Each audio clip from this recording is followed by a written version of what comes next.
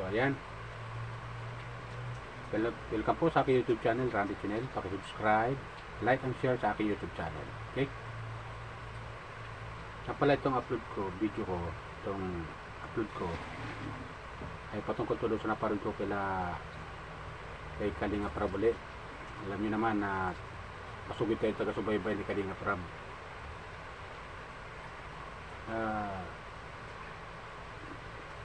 Napanood ko kasi yung upload niya doon sa Mag-ina, doon kay Nanay Flor saka kay Pilomino, yung pinagawa niyang pabahay, yung pinagawa niyang pabahay kay Nanay Flor at saka Pilomino. Alam mo mga viewers ko, subscriber ko, nung umpisa mo pa na mapanood yung video upload ni Kalinga Prab doon, nung madiscover nila nang i-recommend si Nanay Flor ni Ian Ramirez at na-interview ni Kalinga Prab, na awa talaga ako sobra. Grabe ang iyak ko doon. Unang parod ko yung upload na yun ni Kalinga Prab. At nagpasalamat talaga ako nung ma-interview ni Kalinga Prab yun at tinulungan. Talagang grabe ang pasalamat ko talaga. At nag-comment nga ako doon na na sana tulungan ni Kalinga Prab at ipaayos yung bahay, kasi ipinakita naman yung bahay talaga. Grabe yung bahay niya, talagang butas-butas, tapos sira-sira din yung mga dingding. So wala yung safety nung Mag-ina, wala yung mag-safety. Tapos yung pamumuhay nila ay sobrang talagang payak ang pamumuhay nila. Payak ang pamumuhay. Sabi natin payak. So, ibig sabihin, hirap talaga. Hirap talaga. At kita nyo naman si Nanay Flor, payat na payat. Diba? Tapos yung anak niya si Pilomino, payat din. Eh, siyempre, dahil nag-iisa na nga lang, nag-iisa na lang siya para tagod yung kanyang nag-iisang anak. Eh, talaga makikita mo kay Nanay talaga. Hirap talaga siya. Hirap talaga siya. At doon ako naawa nung nagkwento siya na kung sakasakali mawala sa mundo, sana may makadampot sa anak niya, alagaan ng mabuti. Grabe ang tulo ng luha ko ron, mga viewers ko, sobra.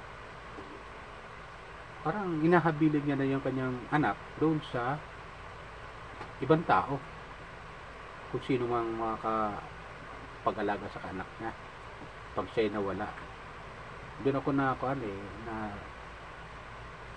napaluha masyado habang pinapanood ko yung video na yun. Grabe ang iyak ni Nanay Flor, grabe. Kaya nung matuklasan siya ni Kalinga Prab at matulungan at ng Kalingap team, doon na buhayan ng pag-asa. Nasabi ko nga doon sa comment section, sana matulungan ni Kalinga Prab. At hindi ako kontento talaga sa comment section Kaya gusto kong dito na kung napansin nyo ngayon lang ako nag-upload o nag-video nung tapos na yung bahay ni Nanay Flor na ipinagawa ni Kalinga Prab at ng mga sponsor.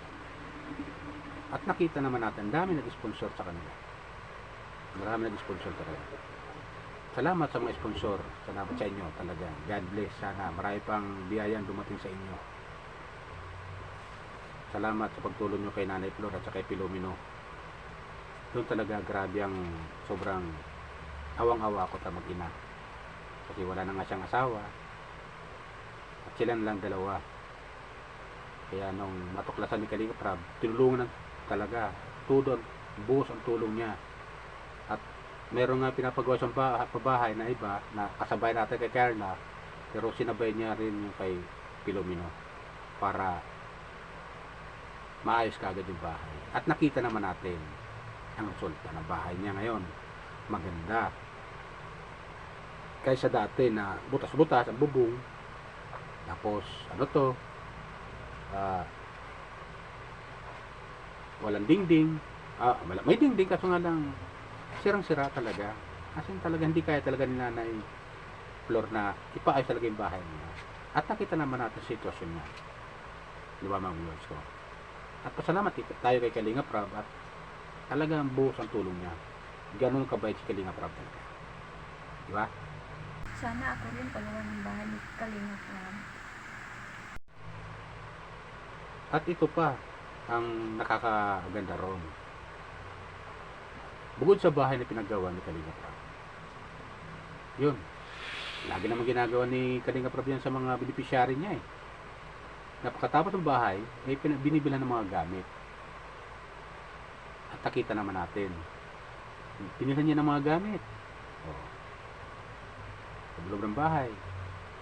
At narinig ko kay Kalinga Prab, may plano pa so Kalinga Prab na bilan ng TV para bilibangan na si Pilomino. Hindi na lalabas sa kabilang bahay para makipanood at doon na lang sa kanila.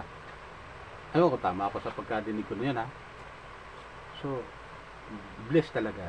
Sobrang blessed talaga ang nangyari kay Nanay Flor at kay Pilomino. Simula sa butas-butas sa bahay, sira-sirang dingding, at ayan, naibigay ni Kalinga Prab, konkretong bahay. Maganda. May gate pa. Kung mapapanood nyo yung upload ni Kalinga Prab, talagang napakagandang bahay ang pinagawa din ni Kalinga Prab kay Nanay Flor at saka kay Pilomino. Diba? May gate. Sabi nga ni Kalinga Prab sa mga unang video niya, upload video, sa lahat ng pabahay niya, yun lang ang merong gate, may pinagawa niya. Diba? Ganun siya magmahal. Kaya mga viewers ko, subscriber ko, tuloy lang tayo suporta sa kanya. Huwag po tayo magsasawa. Tuloy-tuloy lang tayo, tangkilikin natin ang kanya mga upload video.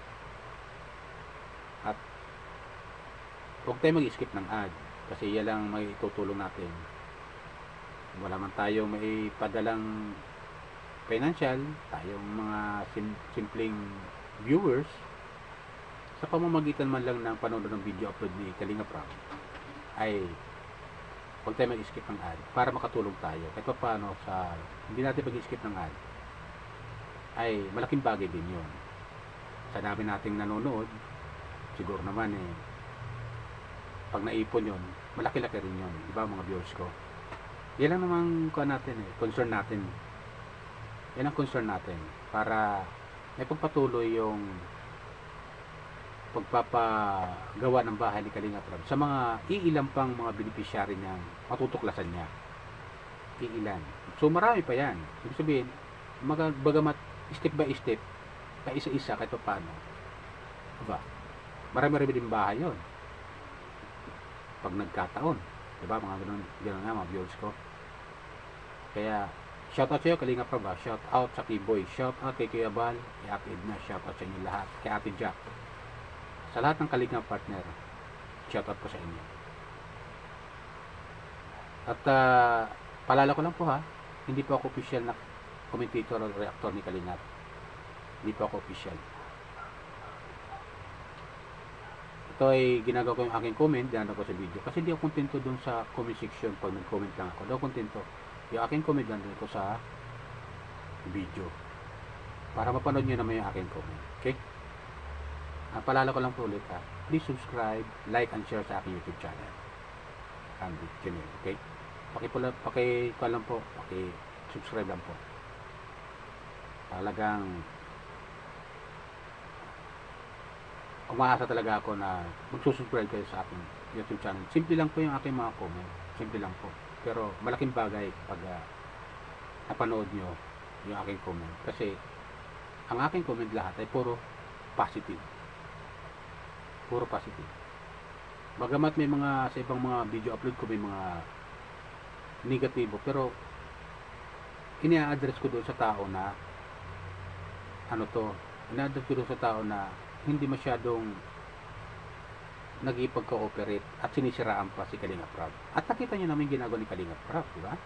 Hindi may tatanggi. Isipin mo. Hindi man nila kano-ano yan eh. Pero tingnan mo magpagawa ng bahay. Maganda yung bahay pinapagawa nila. Ganun sila magmahal sa mga beneficiary nila. Kaya yung mga sponsor, tumutulong. Lalo natutuwa yung mga sponsor na tumulong kay Kalinga Prab. Para hindi naman solo lang ni Kalinga Prab yung pagpapagawa ng bahay. Kahit paano, malaking bahagi rin ang mga sponsor pa nagpapagawa si Kalinga Prab ng bahay. Diba? Kaya nakakatuwa na ganun yung yung ginagawa ni Kalinga Prab at ni Kuya Bal. Talaga itong mag-ama na to, talagang bilib ako. Kaya suportahan natin itong mag-ama. Si Kuya Bal, suportahan natin lalo. Ate Edna, tapos si Ate Jack. Suportahan natin. Lahat ng Kalinga partner, suportahan natin sila. Kasi lahat naman ang ginagawa nila ay pagcha-charity, pagtulong sa kapwa, pagtulong sa mga nangangailangan ng mga kababayan natin. Diba? Yan dapat, suportahan natin sila. Kahit paano, sa ganung paraan lang sa panonood natin ng mga video upload nila, huwag tayo mag-skip naman. Huwag tayo mag-skip ng ad. Ay, malaking bagay yun. Okay? Mga viewers ko, subscriber ko. Kaya, yun po, inuulit-ulit mga viewers ko. Hindi po ako official na reactor, commentator ni Kalinga Prab at ng Kalingap sa mga salita. Okay? Dinadaan ko yung aking comment sa video. Kaya lang po, maraming pong salamat. Pagpalay po tayo ng pumay kapal. Okay? Bye! Ingat!